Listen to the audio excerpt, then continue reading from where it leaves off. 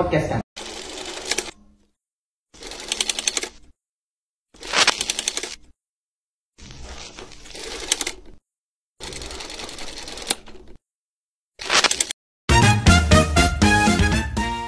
Dengan multimedia di sekolah ini, kira-kira itu seperti apa, Bu? Multimedia di sekolah ini. Iya. Langsung pertanyaannya. Masih biasa. Masih biasa. Oke. Multimedia di sekolahan kami ini ya bisa diketahui ya.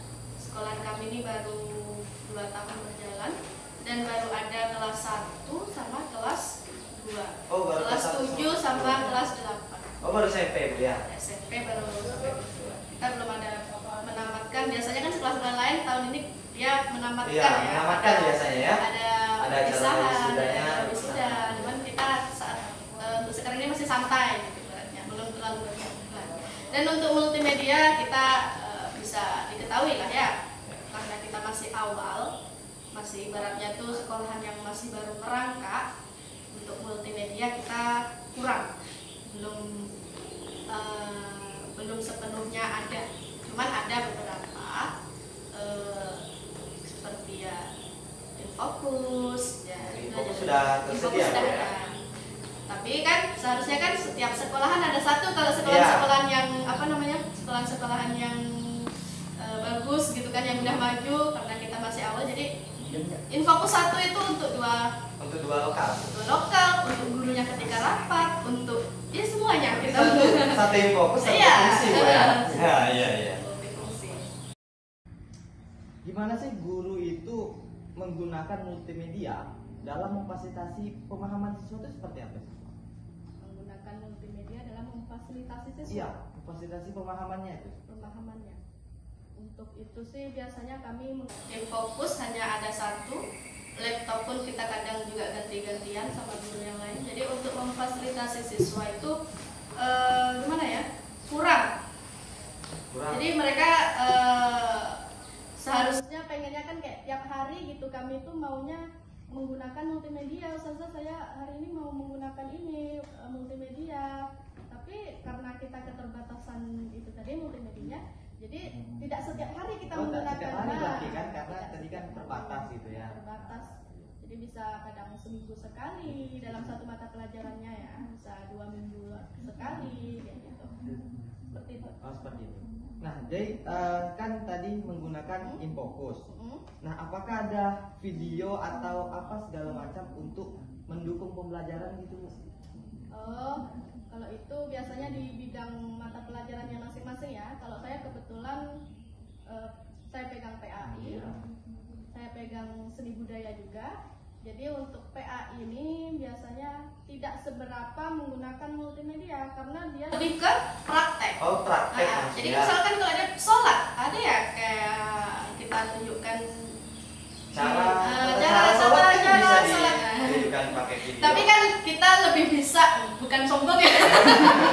Bukan maksudnya bukan lebih anak-anak juga sudah tahu kalau sholat itu seperti ini. Jadi saya tidak gimana ya, tidak perlu lagi deh kayaknya dilihatkan lagi di multimedia itu, karena mereka juga sudah tahu kayak puasa, sholat itu dia udah tahu gitu. Kecuali kayak cerita-cerita seperti kayak Daulah Umayyah, Daulah Abbasiyah. Nah itu baru yang mana sih Ustazah, Daulah Umayyah itu siapa sih, Daulah Abbasiyah itu siapa sih, kenapa dia kok bisa berperang? Nah dari situ kita tunjukkan, ini loh videonya, ini Daulah bisa pakai video Umayyah. gitu ya. Kalau tak pakai video berarti dia kalau praktek Bisa lebih real ya. Kalau kita bercerita mengenai yang sejarah, dia bingung. Oh, dia Kalau sejarah itu dia lebihnya mau nonton. Sejarahnya yang mana sih Ustazah? Kalau cuma kita ceritakan aja, dia cuma membayangkan aja tuh. Yang mana? Kalau kita tunjukkan ya. Kebayang-bayang. Cuma ini terbayang. ya. Jadi kalau kita tunjukkan ke multimedia langsung dia tahu. Oh ini penyebab dia kelahi merebutkan tahta. Oh ini seperti itu. Nah, jadi selanjutnya jadi kan tadi menggunakan multimedia, kemudian menggunakan video. Nah, di sini nih gimana sih kesiapan teknis dan keahlian guru? Kesiapan teknisnya. Iya. Jadi sebenarnya guru itu dituntut untuk menjadi serba bisa, ya kan? Bisa. Seharusnya dia tidak bisa ke masalah multimedia, tapi dituntut untuk bisa. Nah itu gimana Nah, tuh? itu Dalam makanya juga pengaplikasiannya sebelum kita mengaplikasikan ke anak-anak, kita belajar dulu.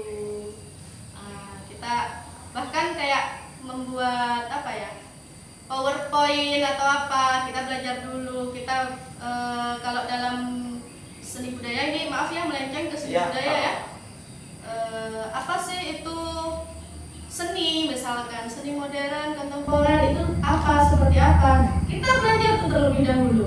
Kita lihat juga di multimedia, kita lihat di internet, oh ini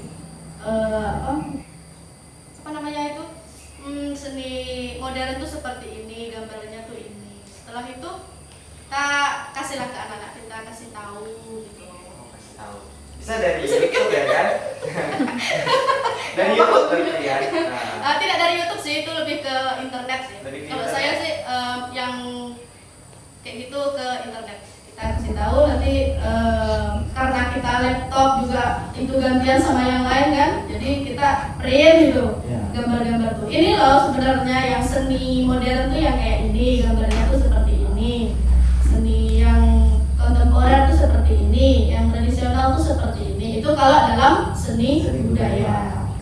Kalau dalam itu gimana Bu? Kalau dalam baik itu saya katakan tadi, Ya. dia tidak. Menggunakan praktek. Itu tadi.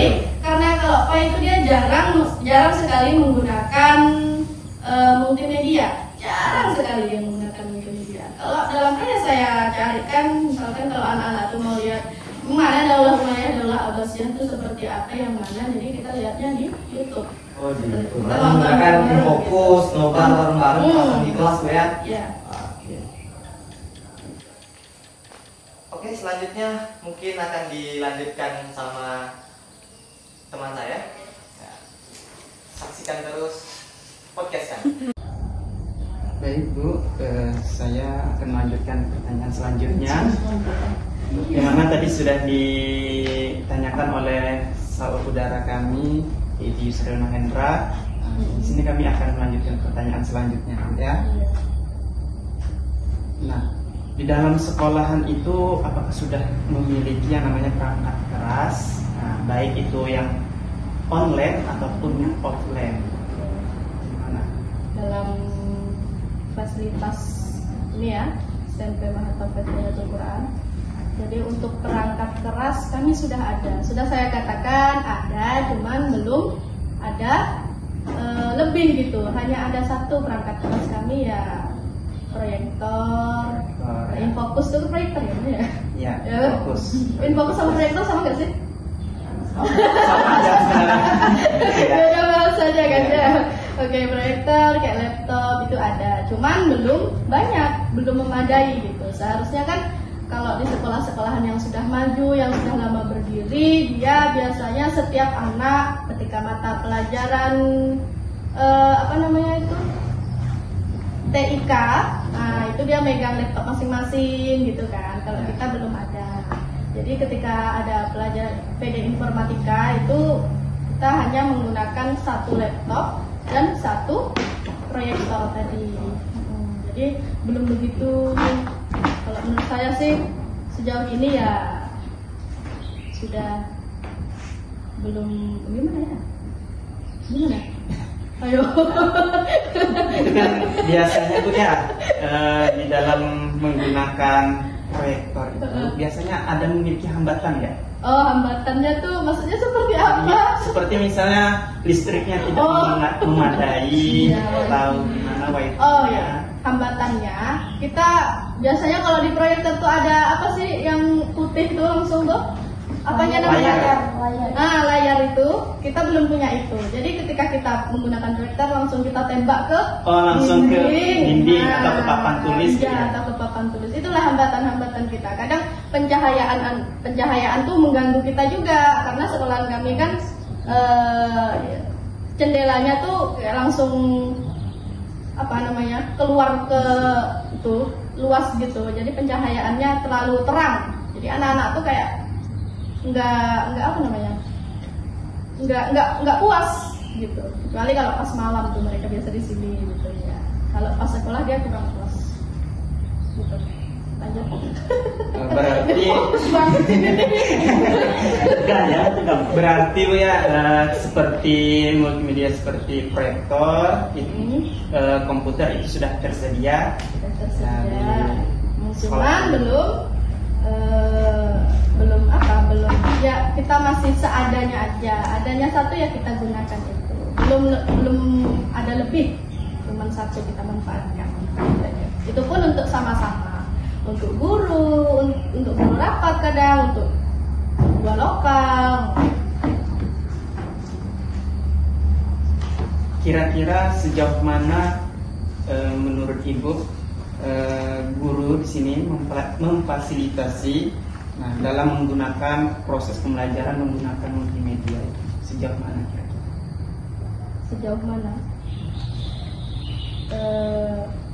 Untuk guru-guru sih sebenarnya setiap mata pelajaran kepala sekolah kita mewajibkan untuk menggunakan multimedia karena kita sudah kurikulum merdeka juga kan. Berarti sudah memakai kurikulum merdeka. Kita sudah memakai kurikulum merdeka, jadi untuk pembelajarannya itu lebih ke praktek.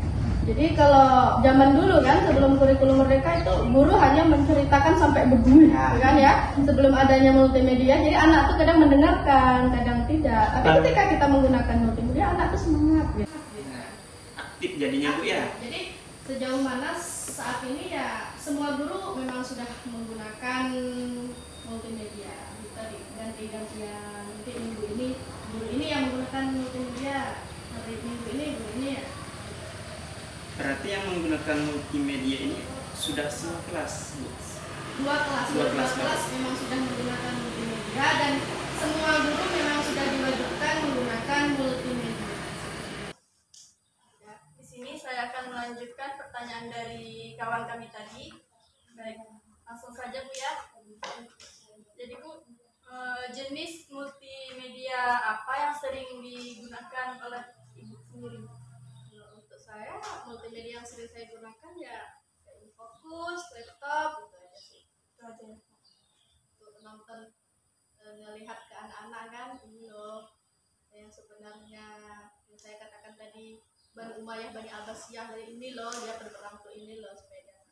Jadi yang sering saya gunakan ya Infocus sama laptop. Karena yang ada ya cuma hanya itu yang tersedia di sekolahan kami ya hanya itu gitu. Jadi kita memanfaatkan yang ada. Lanjut aja Bu ya. Boleh. Kalau bisa berhentinya jangan terlalu lama ya. Jedanya tuh jangan terlalu lama.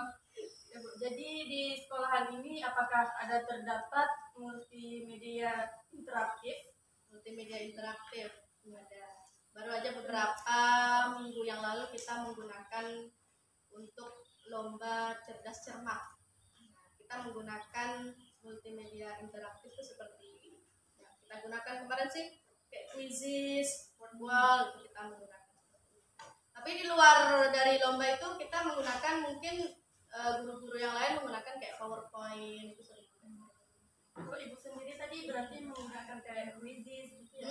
Quizzes, terus word wall itu kan. Quizzes itu kayak mungkin bisa dinampakkan lah nanti quizzesnya di atas itu quizzes gitu ya. Nah gitu lah itu. Dari pertanyaan saudari Anissa Saputri. Yang pertama, bagaimana respon siswa terhadap penggunaan multimedia di saat pembelajaran? Apakah siswa Ibu tertarik dengan pembelajaran tersebut? Oke, sangat tertarik. Bahkan dia kalau mau setiap hari dia menggunakan multimedia, dia lebih karena apa ya? Karena dia tidak karena ini kan sekolahannya gabung dengan pondok kan, jadi dia tidak diperbolehkan bawa HP. Jadi dia sangat senang gitu, suka dia, semangat ketika kita belajar menggunakan multimedia. Kalau kita ada datang gitu bawa laptop, kita bawa, kita nonton gitu, kayak gitu anak-anak tuh. Dia lebih suka kita menggunakan multimedia karena saya katakan tadi kalau kita bercerita, dia bosan. Ada yang tidur, kadang tidak ada yang memperhatikan. Kita sebagai guru kalau nggak diperhatikan kayak mana? Sakit hati kan? Sakit kan? Kita menjelaskan sampai berbuih mulut tapi dia tidur. Enaknya dia tidur kan?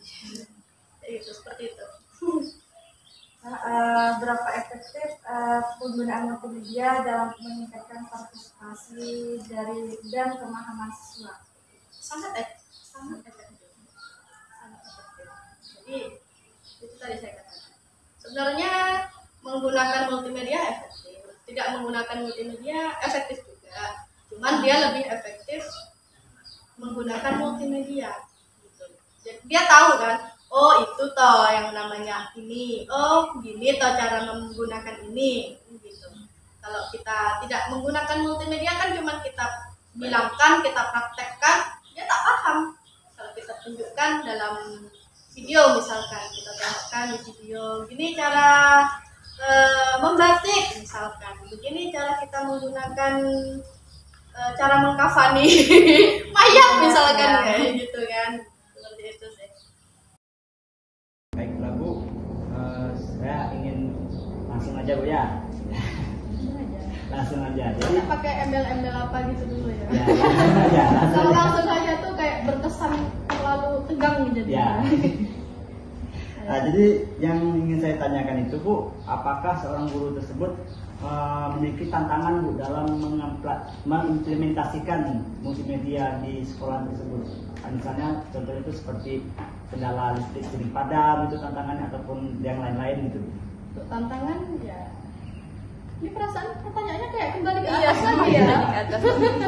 Jadi sudah saya katakan di awal tadi kan ya, untuk tantangan ya untuk saya sendiri itu tadi, untuk infokus belum ada layarnya, kita hanya langsung menembak ke dinding. Itu tantangan-tantangan semua guru kayaknya itu semuanya, karena anak-anak juga merasa kurang, jadinya dia kurang puas nontonnya kan, untuk melihat di layarnya itu kayak buram jadinya. Terus pencahayaan di ruang kelas kita juga belum terlalu terang gitu, belum ada, mungkin sebagian udah ada gordennya, sebagian belum ada. Jadi ketika mereka nonton nggak nampak itu buram. Itu Buram salah satu tantangan yang ada di sekolah kami. Terus Bu, sejauh mana seorang guru ataupun ibu dan siswa tersebut teredukasi tentang penggunaan multimedia dalam pembelajaran tersebut Bu? Kalau menurut saya ya, kalau guru insya Allah sudah teredukasi ya. Untuk siswanya kurang teredukasi. Dia belum tahu mengenai multimedia itu apa saja. Mungkin sebagian sudah tahu, tapi tidak semuanya tahu. Karena apa? Karena itu tadi juga kita belum mempunyai alat-alat multimedia yang lengkap. Harusnya kita punya beberapa laptop gitu kan, untuk kalau bisa satu anak satu gitu kan. Karena sekarang ini kita belum punya, bahkan laptop pun kita gantian sesama guru kan, untuk anaknya juga gantian juga. Jadi kalau menurut saya untuk siswa kurang teredukasi dalam multimedia tersebut. Jadi penggunaan dari multimedia tersebut siswa kurang memahaminya Bu ya. Kurang. Ya. Bukan Terus, tak paham ya, ya. dia paham cuman kurang aja gitu, kurang memahami. Jadi Bu, apakah ibu ataupun seorang guru yang lain itu ada pelatihan tertentu tentang penggunaan aplikasi multimedia tersebut Bu? Kayak pelatihan, workshop, Ya. apa seperti itu ya. Kalau untuk itu sih, untuk semua guru belum ada ya. Cuman kemarin alhamdulillah salah satu guru dari kami, SMP kami, dapat beasiswa pelatihan multimedia di Tangerang. Itu namanya Universitas apa ya? Universitas Multimedia apa gitu. Di Tangerang, Alhamdulillah, ya? di Tangerang. Selama 2 bulan dia belajar di situ, dan sekarang sudah kembali di SMP kami. Tapi insya Allah nanti kita harapkan dia akan lebih membimbing kami dalam hal tersebut, apa yang dia dapat selama dia pelatihan multimedia sharing ini. pengalaman gitu ya. Sharing pengalaman tadi. Jadi nanti insya Allah kita bakal adakan itu workshop dan pelatihan. Kan sudah ada yang pelatihan jauh gitu kan. Kalau dari sini ke Tembilahan ke Tangerang tuh kan perasaan kayak jauh. Jauh. Gitu. Dan masuk jauh itu Bu ya. Masuk jauh Tangerang tuh. Jadi Jadi saya harapkan nanti kedepannya insya Allah akan diadakan workshop atau pelatihan. Untuk sekarang belum ada, hanya ada 1 guru yang sudah ada pelatihan ke luar kota. Baik Bu, Ustazah. Gak apa-apa Ibu aja, tadi di awal sudah ibu semua. Iya, oke. Bu, di sini saya akan bertanya kembali mengenai pertanyaan sebelumnya. Jadi pertanyaan saya ini berkenaan dengan rencana yang akan datang. Jadi menurut Ibu, bagaimana penggunaan multimedia ini seberapa efektif dalam penggunaan platform multimedia yang offline maupun online dalam pendukung pembelajaran? Offline dan online. Sebenarnya kalau menurut saya sih semuanya efektif ya. Offline efektif, online lebih efektif. Iya. Kayak gitu. Kalau offline tuh misalnya kayak kita menjelaskan, tapi juga ada menggunakan prakteknya, ya gitu kan. Nah, itu ya lumayan efektif. Kalau online lebih efektif karena dia juga kita jelaskan, kita praktekkan, kemudian dia juga tahu gitu, oh bahwa tata cara sholat jenazah itu seperti ini, kalau dalam melihat video itu seperti ini. Nah, kayak gitu. Seperti itu. Jadi kalau misalnya offline kan di luar dari kita cari multimedia atau video pembelajarannya di luar pembelajaran, maksudnya di luar waktu belajar gitu. Kalau online ketika pas pembelajaran baru dicari langsung gitu. Nah, berarti yang lebih efektif sebetulnya yang online gitu ya. Iya. Karena Tadi lebih yang luas saya sumbernya katakan, ya. sebenarnya semuanya efektif kok, ya gitu. Kayak mana kalau nggak efektif? Orang zaman dulu aja mereka tidak menggunakan multimedia, buktinya semua orang jadi Iya, orang betul. kan? Nah, sebenarnya efektif saja. Multimedia ini hanya pendukung saja. Ah, gitu pendukung ya, saja. yang Cuman kalau mendukung. kita menggunakan multimedia itu lebih efektif. Lebih efektif. Seperti itu. Karena juga mengikuti perkembangan zaman. Apalagi kita ini sudah di semuanya diwajibkan menggunakan kurikulum merdeka, ya kan? Tidak lagi kurikulum K13. Itulah sebenarnya banyak perangkat-perangkat ajar, guru juga bertambah, tugas-tugas guru juga bertambah. Kayak gitu. Berat tapi ya gimana lagi, harus kita jalani. Harus Mengikuti perkembangan zaman. Itu tadi. Ya, terima kasih Bu atas jawabannya. Selanjutnya, apakah nih ada rencana atau strategi yang kemudian akan dilakukan untuk meningkatkan penggunaan multimedia dalam pembelajaran yang akan datang? Harusnya ada.